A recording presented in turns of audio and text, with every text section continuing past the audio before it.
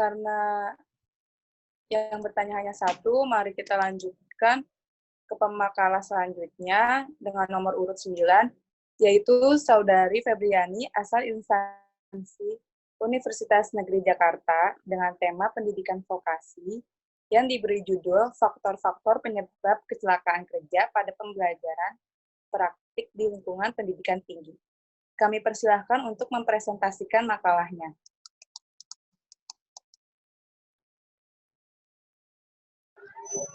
Baik, terima kasih Julia Kurniawati. Suara saya kedengaran ya? Ya, kedengaran. Baik. Assalamualaikum warahmatullahi wabarakatuh. Selamat sore semuanya. Salam sejahtera untuk kita semua. Sebelumnya saya ingin mengucapkan terima kasih ya udah diberi kesempatan untuk mempresentasikan mengenai makalah saya yang berjudul Faktor-faktor penyebab kecelakaan kerja pada pembelajaran praktik di lingkungan pendidikan tinggi. Next, boleh. Jadi dibagi jadi 5 bagian dari pendahuluan sampai dengan kesimpulannya. Next. Sebenarnya apa sih yang melatar belakanginya? Pertama, saya melihat dari tingginya angka kecelakaan kerja yang terjadi di Indonesia, di mana angka kecelakaan kerjanya cenderung fluktuatif, yaitu setiap tahunnya mengalami penurunan dan penaikan angka kecelakaan kerja. Penyebabnya antara lain tidak bukan adalah rendahnya pengetahuan dari para pekerja serta berperilaku K3 itu sendiri. Nah, di dunia kerja kan memang sebenarnya mereka sudah mendapat pelatihan untuk bagaimana sih cara kerja yang aman. Namun kan kalau untuk di dunia pendidikan itu, khususnya di perguruan tinggi, belum dapat pelatihan K3 itu. Yang mana mereka menggunakan laboratorium sebagai tempat praktikumnya. Serta alat dan bahan, serta aktivitas mahasiswa yang membahayakan dapat menyebabkan terjadinya kecelakaan kerja.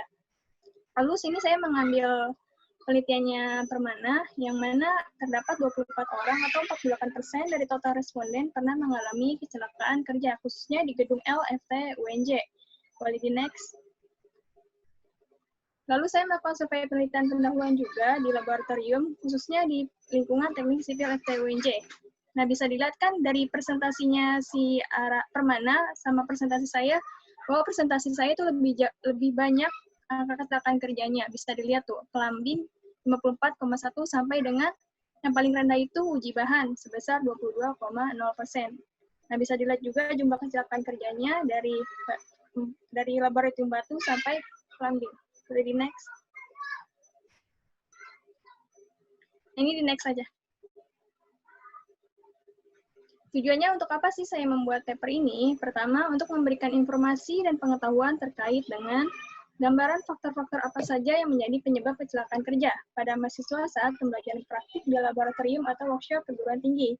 Yang kedua, diharapkan pendidik maupun peserta didik dapat mengetahui dan memahami faktor apa saja penyebab kecelakaan kerja, sehingga dapat mengurangi bahkan menghilangkan terjadinya kecelakaan kerja saat pembelajaran praktik. Jadi lanjut. Nah, ini untuk kajian literaturnya, saya mengambil 4 sumber. Kalau disimpulkan, maka pengertian kecelakaan kerja adalah kecelakaan kerja merupakan suatu kejadian tidak diduga, serta tidak diharapkan terjadi, sehingga mengakibatkan terjadinya suatu kerugian yang disebabkan berbagai faktor penyebab kecelakaan, yaitu tindakan manusia, peralatan kerja, cara kerja, serta lingkungan kerja. Next. Lalu ada teori model penyebab kecelakaan kerja, dari teori domino sampai teori Swiss cheese, yang mana teori domino membagi 5 penyebab kecelakaan kerja. Pertama, kondisi lingkungan yang tidak aman atau unsafe condition. Kedua, kelalaian manusia yang tidak aman atau unsafe action. Yang ketiga, yang keempat, kecelakaan, dan yang kelima adalah cedera. Lalu teori CHIS ada direct case and latent case. Lalu teori Bird and Loftus ada manajemen yang kurang terkendali atau lack of control, penyebab dasar atau basic case, faktor manusia, dan faktor pekerjaan. Serta yang terakhir, penyebab langsung atau immediate case, dan faktor tindakan tidak aman dan unsafe condition. Boleh next. Lalu membahas mengenai faktor-faktor apa saja sih yang mempengaruhi kecelakaan kerja. Ini saya mengambil sumbernya Meinata tahun 2015, yang mana membagi 3 faktor kecelakaan kerja, manusia, lingkungan, dan pekerjaan. Lalu Sumamur dibagi menjadi 2, yaitu faktor manusia dan faktor lingkungan. Dan Irza 5, sebab dasar atau asal mula, Sebab utama, komponen peralatan kerja, komponen lingkungan kerja, dan organisasi kerja. Dan jika disimpulkan bahwa kecelakaan kerja tidak terjadi secara kebetulan, melainkan disebabkan oleh berbagai faktor yang mempengaruhi terjadinya kecelakaan kerja, yaitu tindakan manusia yang tidak aman, seperti tidak menggunakan APD, proses kegiatan yang tidak sesuai dengan prosedur, sikap atau tindakan saat bekerja, penggunaan peralatan kerja, interaksi manusia dengan sarana pendukung kerja, dan kondisi lingkungan kerja yang tidak aman. Next.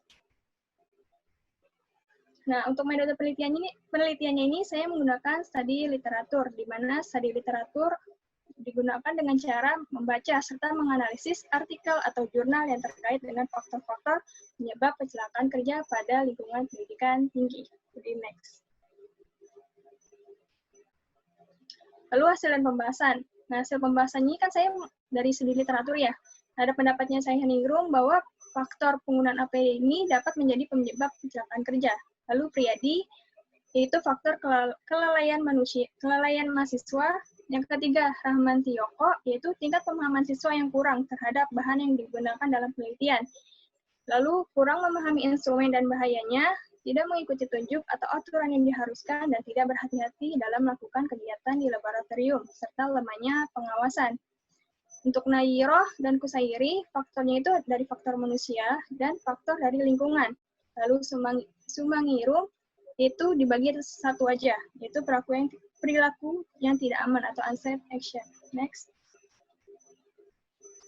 Lalu kesimpulannya, berdasarkan dari hasil analisis yang dilakukan dalam penelitian ini, dapat disimpulkan bahwa faktor-faktor yang menjadi penyebab kecelakaan kerja pada saat pembelajaran praktik di lingkungan pendidikan tinggi adalah sebagian besar karena adanya faktor tindakan tidak aman atau unsafe action yang dilakukan mahasiswa dan adanya faktor kondisi lingkungan yang tidak aman atau unsafe condition. Namun hal ini berbeda dengan penelitian yang Rahman Tiyoko yang menjelaskan bahwa faktor penyebab kecelakaan juga dipengaruhi oleh tingkat pemahaman mahasiswa dan lemahnya pengawasan dari pendidik. Artinya, faktor yang menjadi penyebab kecelakaan kerja tidak hanya disebabkan oleh faktor unsafe action dan unsafe condition saja, tergantung bagaimana situasi dan kondisi lingkungan praktik serta kesiapan dari mahasiswa sebelum melaksanakan praktik dan tingkat pengawasan dari pendidik. Sekian presentasi dari saya. Terima kasih.